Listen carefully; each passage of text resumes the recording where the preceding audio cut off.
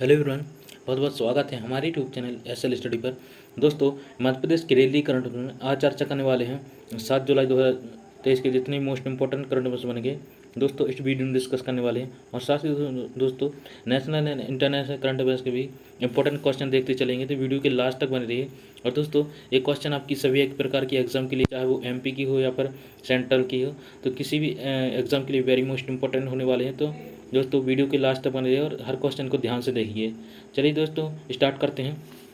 पहला क्वेश्चन दोस्तों, हाल ही में दिल्ली में आयोजित फिक्की की कार्यशाला को वर्चुअली संबोधित किसने किया है? तो दोस्तों फिक्की की कार्यशाला आयोजित की गई जिसमें मुख्यमंत्री शिवराज सिंह चौहान जी द्वारा वर्चुअली रूप से संबोधित किया गया। आपको याद रखना है। बात करें दोस्तों डिटेल में, तो दोस्तों मुख्यमंत्री शिवराज सिंह चौहान ने कहा कि प्रदेश में आरंभ की गई मुख्यमंत्री सीखो कमा योजना स्किल डिमांड और स्किल सप्लाई के बीच गैप की मिटाकर भारत की अर्थव्यवस्था को गति देने में महत्वपूर्ण भूमिका निभाएगी। इस योजना से उद्योगों, सर्विस सेक्टर, व्यवसायिक प्रतिष्ठानों की जरूरत के अनुसार युवाओं को काम सीखने का मौका मिलेगा और व्यावसायिक संस्थानों को काम के लिए रेडी वर्कर्स उपलब्ध होंगे। और यह योजना योजना युवाओं और व्यावसायिक संस्थानों दोनों के लिए समान रूप से उपयोगी और लाभकारी है। मुख्यमंत्री शिवराज सिंह चौहान ने नई दिल्ली में आयोजित FICCI federation of Indian chambers of commerce and industry की कार्यशाला को मुख्यमंत्री निवास स्थित समन्वय भवन से वर्चुअली संबोधित कर रहे थे। तो दोस्तों आपको याद रखें। बात करें दोस्तों फिक्की की, तो दोस्तों जैसा कि मैंने आपको बताया था, फिक्की मतलब federation of Indian chambers of commerce and industry. तो दोस्तों इसकी स्थापना की बात करें तो स्थापना दोस्तों इसकी 1927 में की गई थी। इसका मुख्यालय दोस्तों नई दिल्ली में है और इसके संस्थापक थे दोस्तों घनश्याम दास बिड़ला जी और वर्तमान इसके अध्यक्ष सूर्यकांत पांडा जी। तो दोस्तों आपको याद रखना है। बात करें दोस्तों नेक्स्ट क्वेश्चन की, क्वेश्चन हाल ही में शेरा डागरिया ने रजत पदक और कांस्य पदक जीते, इनका संबंध मध्य प्रदेश के किस जिले से है? तो दोस्तों शेरा डागरिया जी ने रजत और कांस्य पदक दोनों जीते हैं, तो इनका संबंध दोस्तों मध्य प्रदेश के इंदौर जिले से। आपको याद रखना है। ऑप्शन नंबर 1 करेक्ट है। डिटेल में चर्चा करें दोस्तों, तो इंदौर की प्रतिभाशाली खिलाड़ी शेरा डागरिया ने अपने जोरदार प्रदर्शन से थाईलैंड बैंकॉक में देश का नाम बढ़ाया और शेरा की जोरदार प्रदर्शन की मदद से भारतीय टीम ने 21वीं आसियान एवं एज ग्रुप शतरंज चैंपियनशिप के 16 वर्ष के आयु वर्ग में रजत और कांस्य पदक हासिल किए हैं। तो दोस्तों आपको याद रखना है। बात करें दोस्तों इंदौर की, तो इंदौर की कुछ इंपॉर्टेंट फैक्ट आपको याद रखने हैं। तो दोस्तों इंदौर में सेना की आर्टिफिशियल इंटेलिजेंस लैब की स्थापना अम्बेडकर नगर महू में की गई है। आपको याद रखना है। और महीन कागज कारखाना, इलेक्ट्रॉनिक्स कॉम्प्लेक्स व एयर कार्गो कॉम्प्लेक्स इंदौर में स्थित है। और मालवा कपड़ा मिल भी इंदौर में ही है। और नेशनल डेटा सेंटर पार्क भी इंदौर में प्रस्तावित है। दोस्तों आपको याद रखना है। इसके अलावा इंदौर शहर में प्लास्टिक एवं ग्रीन एनर्जी क्लस्टर बनाए जाने की घोषणा की गई। यहाँ पर दोस्तों फर्नीचर व खिलौना क्लस्टर ही बनाया जा रहा है। तो दोस्तों आपको याद रखना है। और दोस्तों हाल ही में भंवरकुआ का नाम बदलकर, भंवरकुआ चौराहे का नाम बदलकर दोस्तों नाम टाट्या भील चौराहा कर दिया गया और MR10 बस स्टैंड का नाम बदलकर टाट्या भील बस स्टैंड कर दिया गया है। तो ये भी आपको याद रखना है। इसके अलावा दोस्तों आप कुछ और इम्पोर्टेंट फैक्ट याद रखें। देश का पहला वाटर प्लस शहर इंदौर बना है।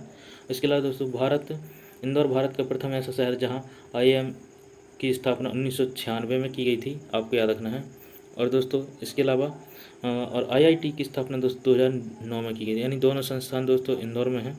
इसके अलावा दोस्तों जनसंख्या के आधार पर मध्य प्रदेश का सबसे बड़ा जिला इंदौर ही है और जो कि 2011 की जनगणना के अनुसार है। आपको याद रखना। और देश का पहला शार्क और well fish aquarium Madhya Pradesh के इंदौर में बनाया गया है। और इसके अलावा प्रदेश का पहला क्रिकेट म्यूजियम इंदौर के होलकर स्टेडियम में तैयार होने जा रहा है। और देश में सर्वाधिक स्वच्छ भारत शहर का दर्जा प्राप्त करने वाला एकमात्र इंदौर ही है। और इसके अलावा दोस्तों मध्य प्रदेश का पहला बरगद पार्क इंदौर के पास बड़गौंदा में बनाया जा रहा है। इसके अलावा दोस्तों मध्य प्रदेश का बांस एवं पुरी नवलखा इंदौर में है। और देश का पहला टाकीज म्यूजियम इंदौर शहर में ही स्थित है। और दोस्तों भारत की सब पहली जैविक खेती इकाई इंदौर में स्थित है। तो इतने इंपॉर्टेंट फैक्ट आपको याद रखना है।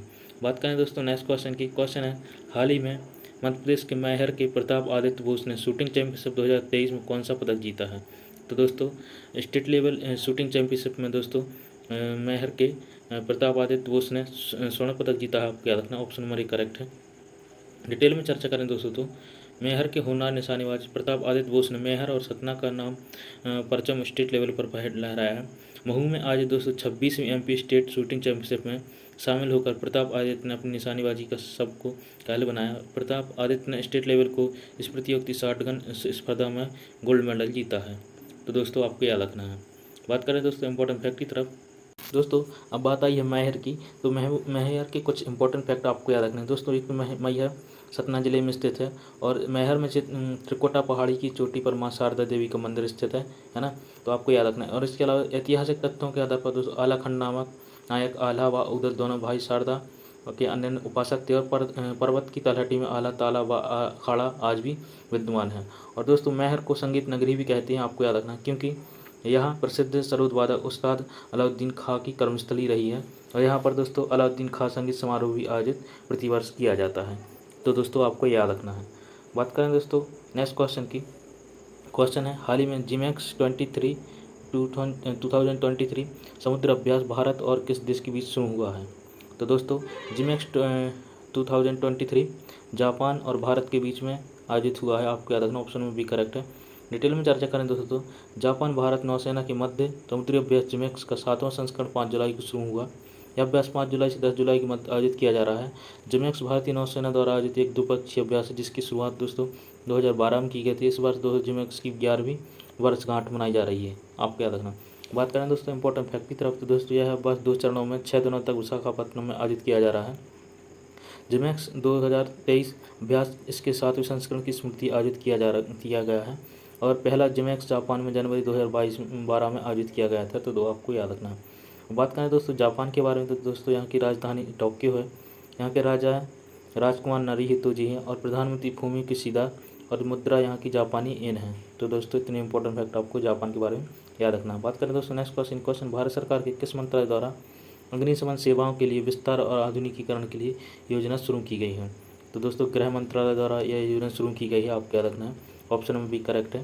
डिटेल में चर्चा करें दोस्तों तो केंद्रीय गृह मंत्री अमित शाह ने राजधानी नई दिल्ली में राज्यों और केंद्र शासित प्रदेशों के अलावा आपदा प्रबंधन मंत्रियों के साथ बैठक की और इस दौरान अग्निशमन योजना की घोषणा की। यह योजना राज्यों में अग्निशमन सेवाओं के विस्तार और आधुनिकीकरण के लिए बनाई जा रही है। इस हेतु गृह मंत्रालय ने 5,000 करोड़ रुपये के आवंटन की घोषणा की है। तो दोस्तों आपको याद रखना।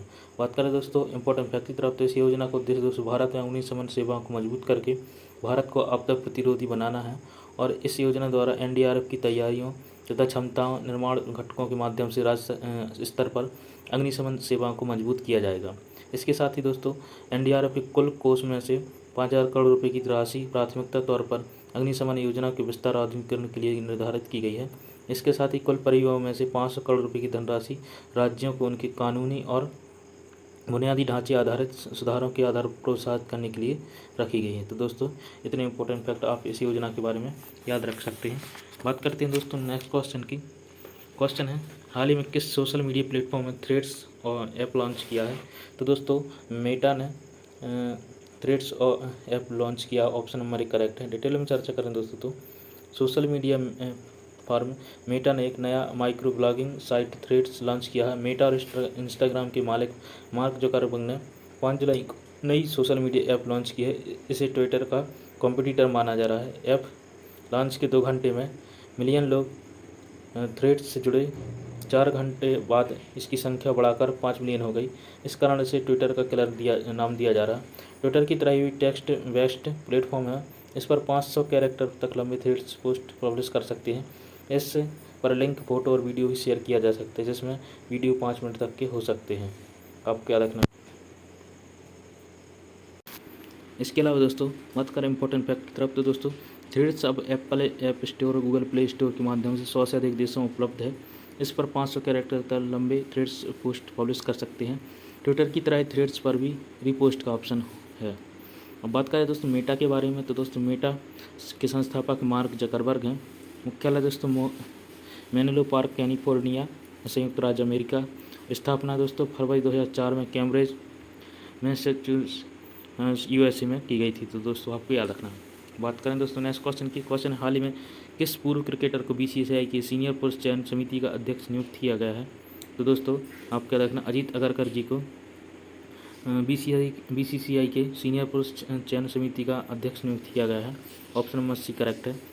डिटेल में चर्चा करें दोस्तों तो पूर्व क्रिकेटर अजीत अगरकर को भारतीय क्रिकेट कंट्रोल बोर्ड ने बीसीसीआई ने पुरुष क्रिकेट चयन समिति का अध्यक्ष नियुक्त किया है। कई आवेदकों को साक्षात्कार लेने के बाद इस पद के हेतु क्रिकेटर सलाहकार समिति (CAC) ने सर्वसम्मति से अजीत अगरकर को अध्यक्ष नियुक्त करने का फैसला किया। सीनियर पुरुष चयन समिति में अब अजीत अगरकर अध्यक्ष, शिवसुंदर दास, सुब्रत बनर्जी, सलिल अंकोला और श्रीधर शरत शामिल हैं। तो दोस्तों अब बात करें दोस्तों अजीत अगरकर के बारे में। दोस्तों पूर्व भारतीय ऑलराउंडर अजीत अगरकर ने 26 टेस्ट, 191 वनडे, 4 T20I में देश का प्रतिनिधित्व किया है। इसके अलावा उन्होंने 110 प्रथम श्रेणी, 270 लिस्ट ए और 62 T20 मैच खेले। एक पूर्व तेज गेंदबाज के रूप में वह 2007 में दक्षिण अफ्रीका में आयोजित उद्घाटन T20 विश्व कप में भारत की विजयी टीम का हिस्सा थे। इसके साथ ही अगरकर ने 23 मैचों में से सबसे तेज 50 एक दिवसीय विकेट तक पहुंचने का रिकॉर्ड बनाया है। तो दोस्तों इतने इंपॉर्टेंट फैक्ट आपको याद रखना है। आई होप दोस्तों आज की करंट अफेयर्स के वीडियो आपको पसंद आया होगा। ऐसे इंपॉर्टेंट करंट अफेयर्स के लिए दोस्तों हमारे चैनल को सब्सक्राइब कर लें, वीडियो को लाइक जरूर करें दोस्तों, अपने दोस्तों से शेयर जरूर करते रहें। चलिए मिलते हैं नेक्स्ट वीडियो में ऐसे important current affairs. Thanks for watching. Vande Mataram.